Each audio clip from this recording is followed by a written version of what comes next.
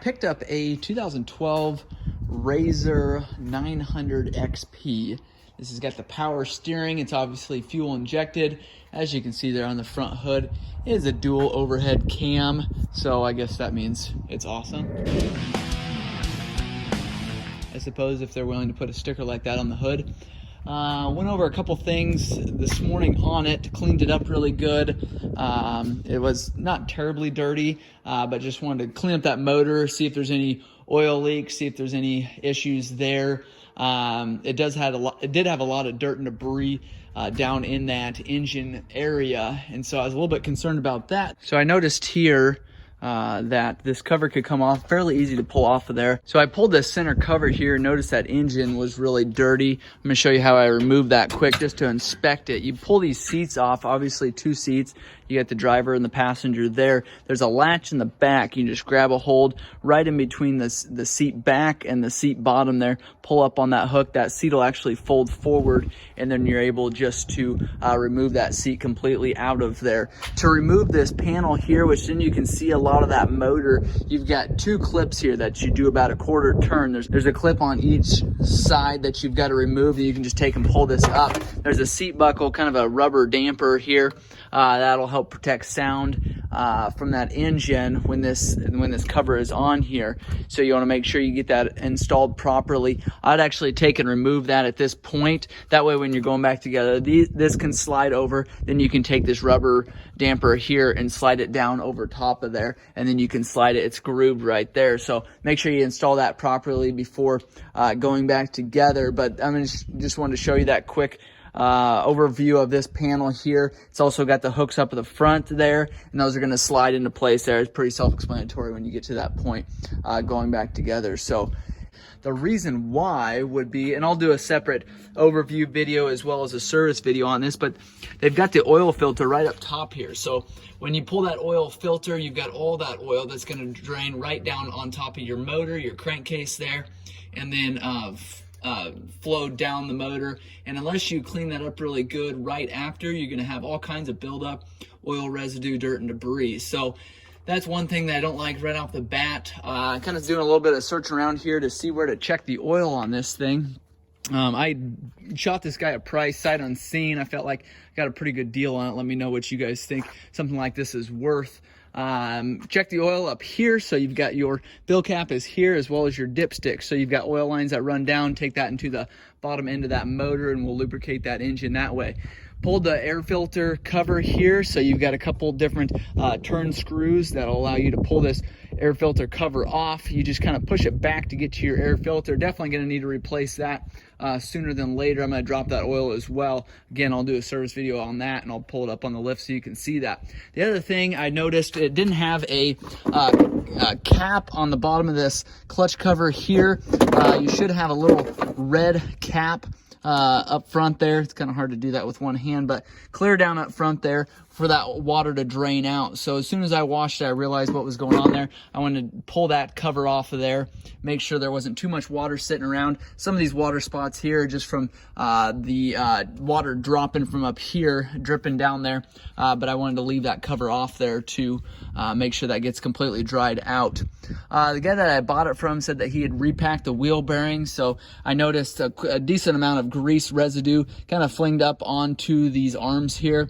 I got that cleaned up really well. I just can't stand having that stuff sitting around, flinging around, and just kind of looks nasty. So that was one other thing that I cleaned up. Do have some paint chipping on like this back here. It's chipping, as well as on these back arms here towards the front of them. That white paint is chipping, so I don't like that. Might get those pulled off and get them repowder coated just to clean that up a little bit.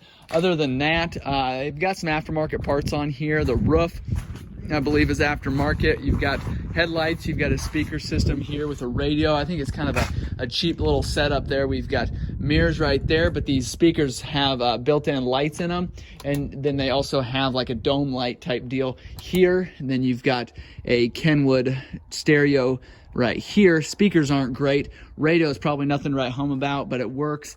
Does not have an antenna to speak of, so I flipped a little bit through the switches there to see if I could get any kind of FM radio, and I cannot, so definitely gonna have to use the USB source there.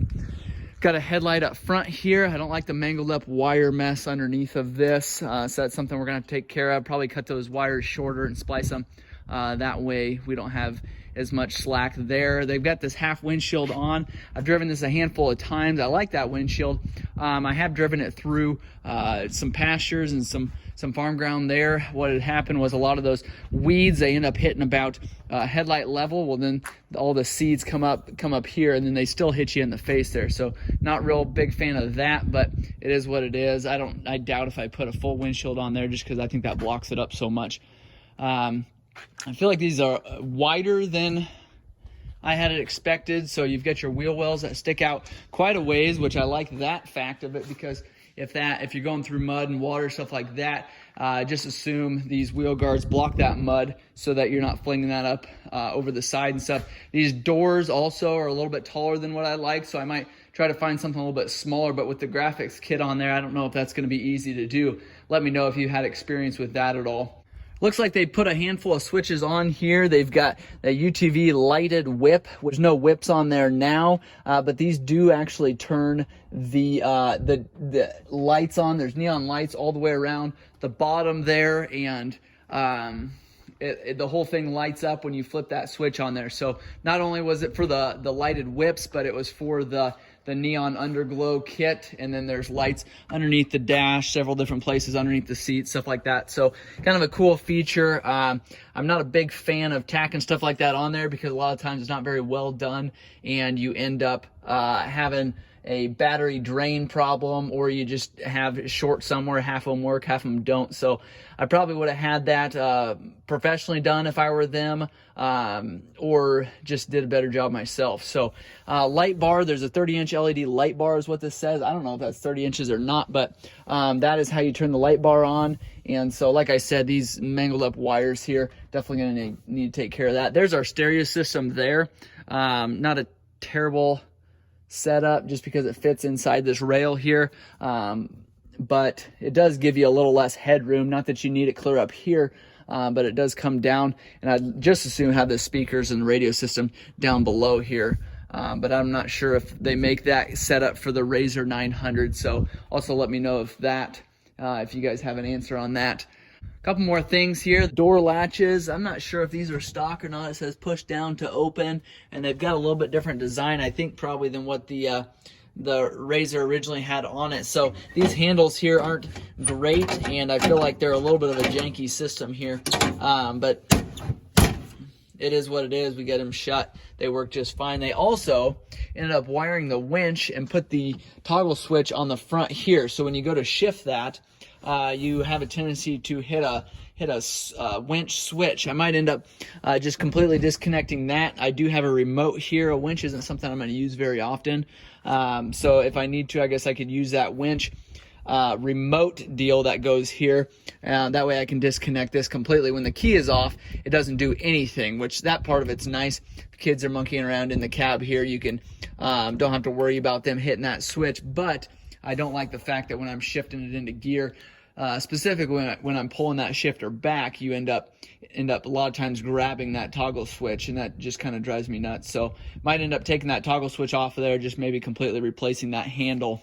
I'm going to go through, like I said, do a whole bunch of different videos on this UTV, and I've done already a couple already. Right off the bat, looks sharp. I like it. It's been fun to ride around a little bit, but I didn't want to ride around too much until I was able to get it cleaned up, make sure there was no leaks in different areas, make sure everything was working properly. So for now, I'm going to go ahead and buckle up that clutch cover there, put the plastics and the seats back in, and we'll go for a little ride.